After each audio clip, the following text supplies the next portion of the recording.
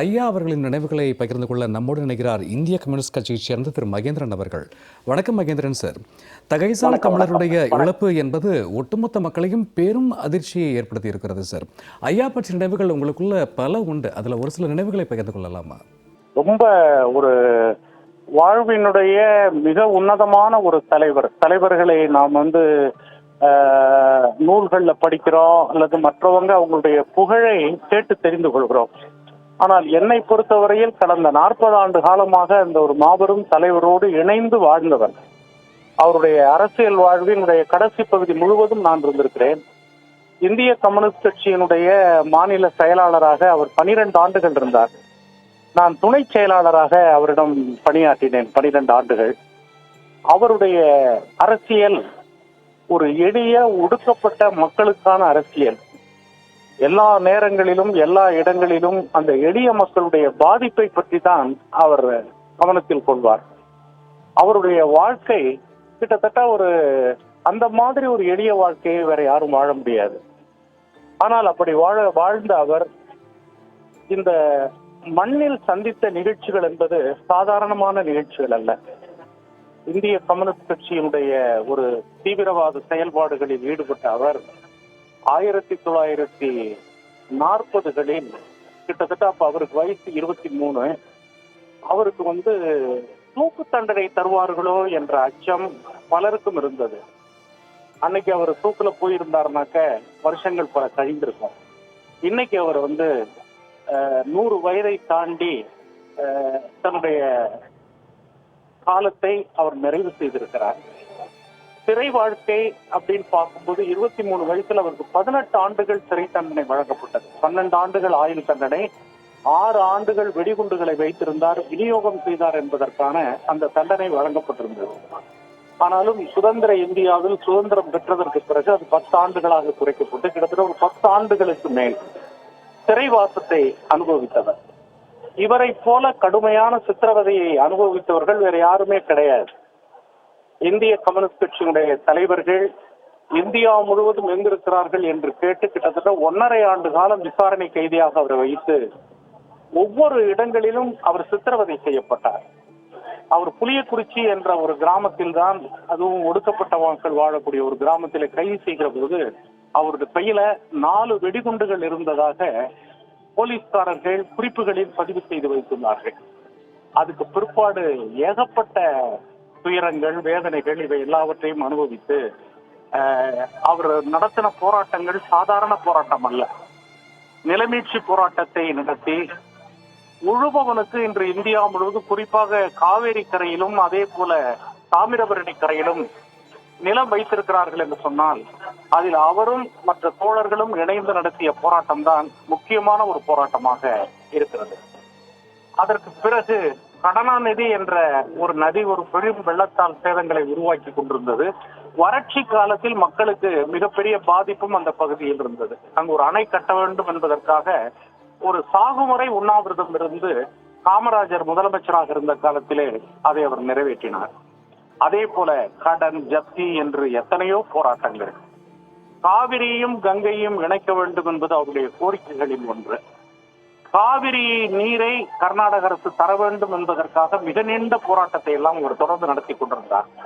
அவர் நடத்திய போராட்டங்களில் பலவற்றை கடைசி காலத்திலே, அதுவும் அவருடைய ஒரு 80 வயதுக்கு மேலே தாமிரபரணி மணல் போராட்டம். இன்னைக்கு தாமிரபரணி உயிரோடு இருக்கிறது என்று சொன்னால் அதற்கு அவர்தான் காரணம். இதை நாங்கள் சொல்லவில்லை.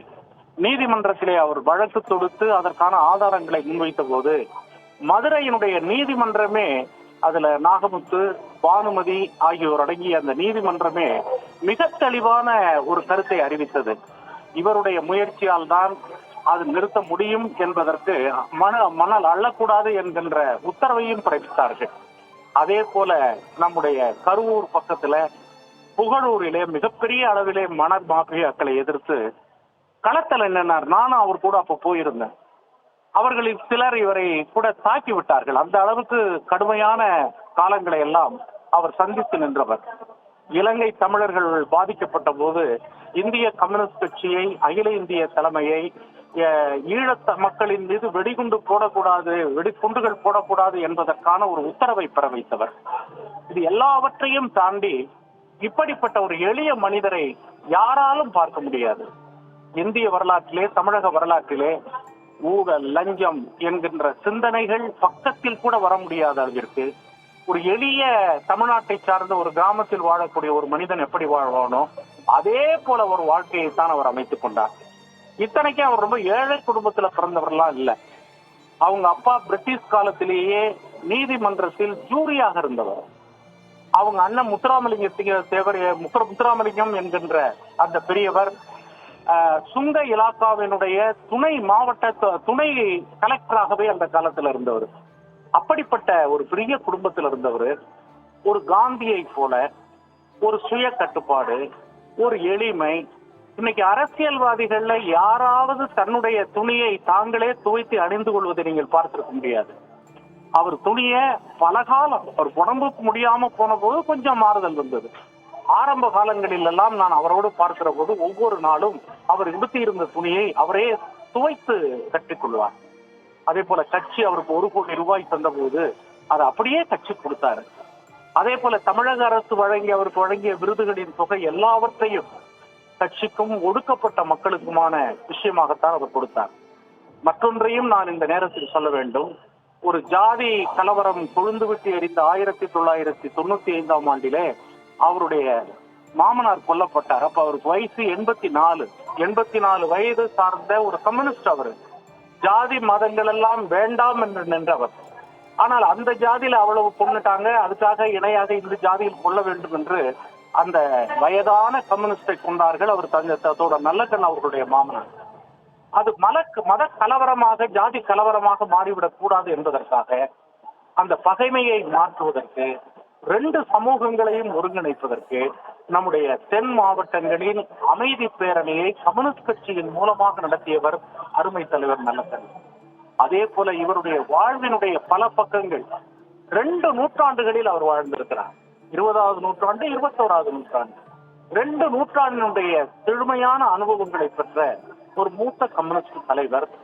அவருடைய புகழ் மட்டுமல்ல, அவருடைய வாழ்க்கை, அந்த வாழ்க்கையில் நமக்கு கிடைக்கக்கூடிய செய்திகள், இவையெல்லாம் இன்றைய இளைஞர்கள் புரிந்து கொள்ள வேண்டும்.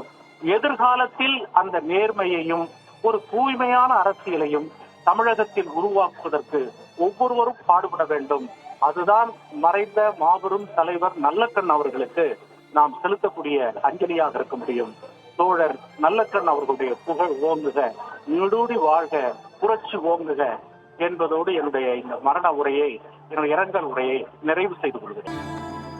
தான் நடந்து செல்லும் பாதையையும் வழியையும் பிறருக்கு பாதையாக மாற்றிய தகைசால் தமிழரின் நினைவுகளை பகிர்ந்து கொண்டமைக்கு நன்றி மகேந்திரன் சார்.